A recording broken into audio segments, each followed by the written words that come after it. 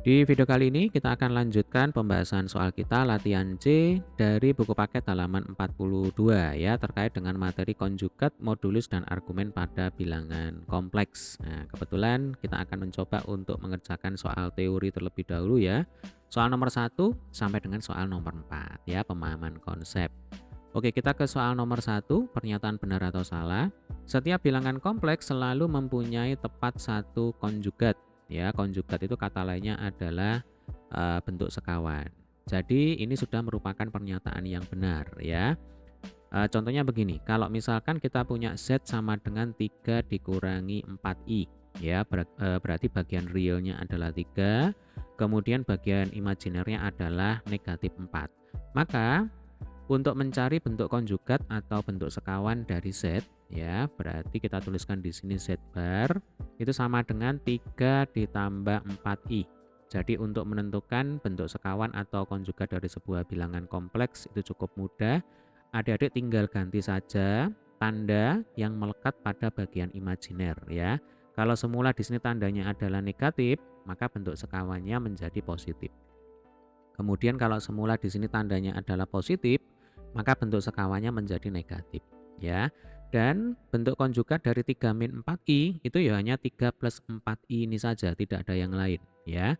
Sehingga pernyataan nomor 1 ini sudah merupakan pernyataan yang benar ya, bahwa setiap bilangan kompleks itu pasti mempunyai tepat hanya satu konjugat saja ya. Oke, sekarang kita lanjutkan soal nomor 2. Misal diberikan bilangan kompleks yaitu Z1 dan Z2. Maka diperoleh modulus Z1 ditambah Z2 sama dengan modulus Z1 ditambah modulus Z2. Nah, ini sudah kita bahas di video materi ya, di video sebelumnya.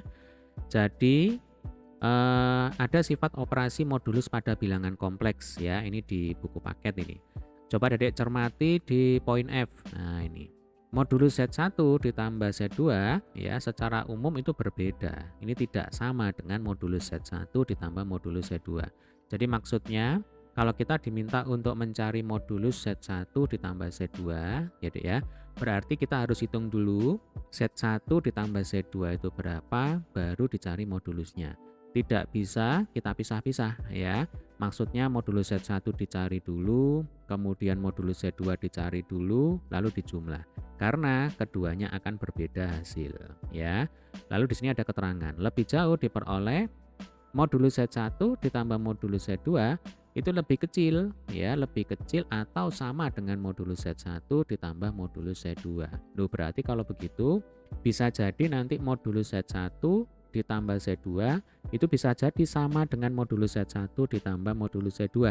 Karena di sini kan dinyatakan kurang dari atau sama dengan. Nah, kapan modulus Z1 plus Z2 itu sama dengan modulus Z1 ditambah modulus Z2, yaitu ketika argumen Z1 itu sama dengan argumen Z2 ya.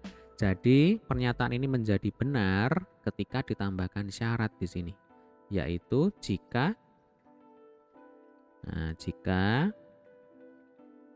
argumen dari Z1 itu sama dengan argumen dari Z2. Nah, baru pernyataan ini merupakan pernyataan yang benar. Tetapi ketika syarat ini tidak ada, tidak dicantumkan, maka ini merupakan pernyataan yang salah. Ya, sampai sini bisa dipahami ya, Dek ya. Nah, secara umum ini merupakan pernyataan yang salah. Yang benar ya, yang benar modulus Z1 ditambah modulus Z2 itu berbeda ya, atau tidak sama dengan modulus Z1 ditambah modulus Z2 begitu ya. Oke, sekarang kita ke soal nomor 3. Misalkan diberikan bilangan kompleks yaitu Z1 dan Z2, maka diperoleh modulus Z1 dikurang modulus Z2 itu kurang dari atau sama dengan modulus Z1 dikurangi Z2. Nah, ini sudah merupakan pernyataan yang benar ya. Jadi memang benar berlaku modulus Z1 dikurangi modulus Z2 itu lebih dari atau sama dengan modulus Z1 dikurangi modulus Z2 ya. modulus Z1 dikurangi Z2 itu memang bisa jadi sama ya dengan modulus Z1 dikurangi modulus Z2. Nah, kembali lagi ke syarat yang tadi, karena bentuk pengurangan itu bisa dinyatakan juga dalam bentuk penjumlahan. Nah, sehingga syarat ini juga menjadi berlaku ya. Nih syarat yang ini ya, itu menjadi berlaku juga pada bentuk pengurangan. Nah, jadi jika argumen Z1 itu sama dengan argumen Z2, nah maka modulus Z1 dikurangi modulus Z2 itu sama dengan modulus Z1 dikurangi modulus Z2 ya, sama persis seperti dalam bentuk penjumlahan. Oh ya, ini kan modulus Z1 dikurang Z2 lebih dari atau sama dengan modulus Z1 dikurangi modulus Z2 ya. Kalau dibalik jadinya ya seperti ini ya. Jadi yang kiri ini ekuivalen ya. Nah, ekuivalen dengan yang kanan. Oke, kalau yang kiri ini dibalik. Nah, ini. Jadi modulus Z1 dikurang modulus Z2, yang ini dibalik ditukar tempat. Kemudian yang di sini modulus Z1 dikurangi modulus Z2, ini ditukar tempat.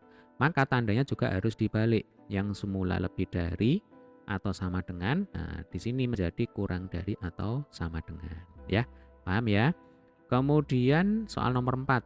Nah, misalkan diberikan bilangan kompleks Z1 dan Z2, maka diperoleh argumen Z1 plus Z2 itu sama dengan argumen Z1 ditambah argumen Z2. Nah, ini merupakan pernyataan yang salah ya.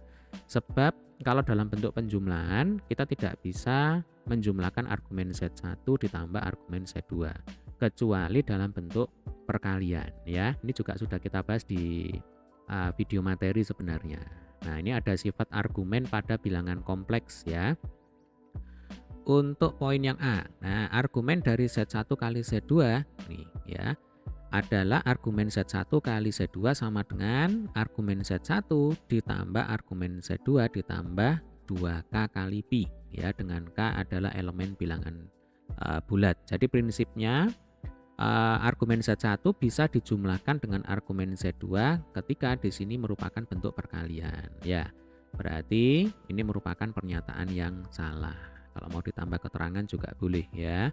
Jadi yang benar itu adalah argumen Z1 kali Z2 ya.